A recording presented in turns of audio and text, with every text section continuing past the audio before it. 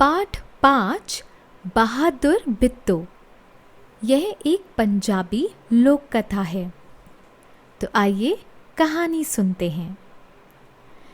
एक किसान था, उसकी बीवी का नाम था बिट्टू। एक दिन किसान ने बिट्टू से कहा, सुबह जब मैं खेत में हल चला रहा था तो एक शेर ने आकर कहा, किसान किसान अपना बैल मुझे दे दे वरना मैं तुझे खा जाऊंगा। बिट्टू ने उससे पूछा, तूने क्या जवाब दिया?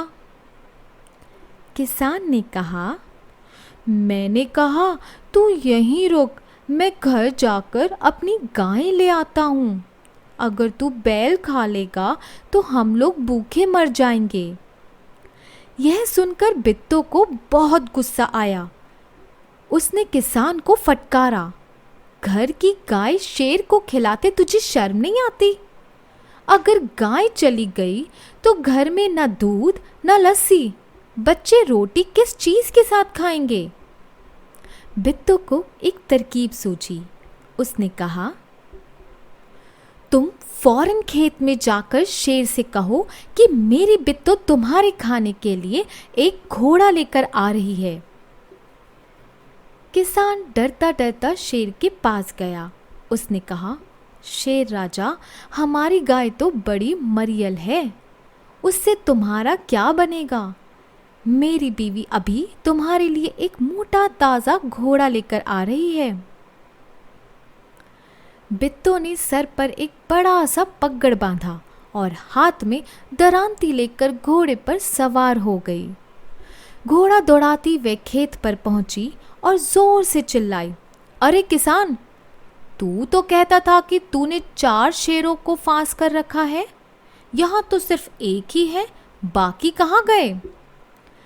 फिर वह घोड़े से उतरकर शेर की तरफ बढ़ी और कहने लगी, अच्छा कोई बात नहीं, नाश्ते में एक ही शेर काफ़ी है।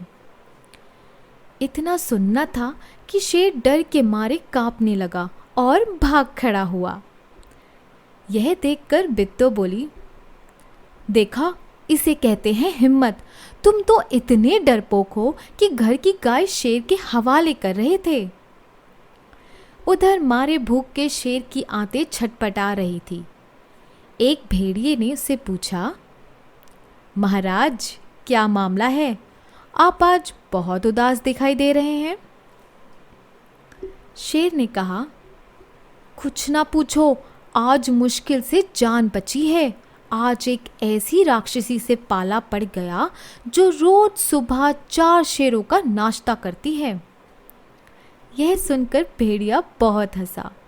वह सुबह झाड़ी में छिपकर सारा तमाशा देख रहा था।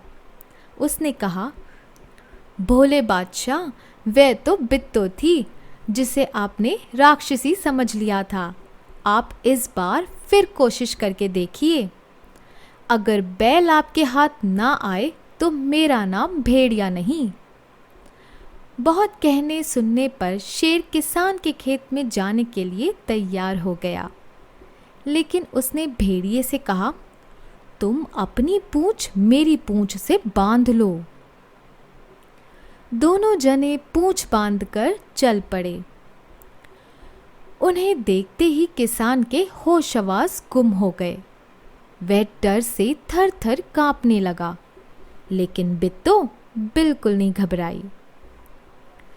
भेड़िए के पास जाकर उसने कहा, क्यों रे भेड़िए, तू तो अभी वादा करके गया था कि तू अपनी पूंछ से 4 शेर बांध कर लाएगा, लेकिन तू तो सिर्फ एक ही शेर लाया है, वह भी मरियल सा। भला इसे खाकर मेरी भूख मिट सकती है? खैर, इस वक्त यही सही।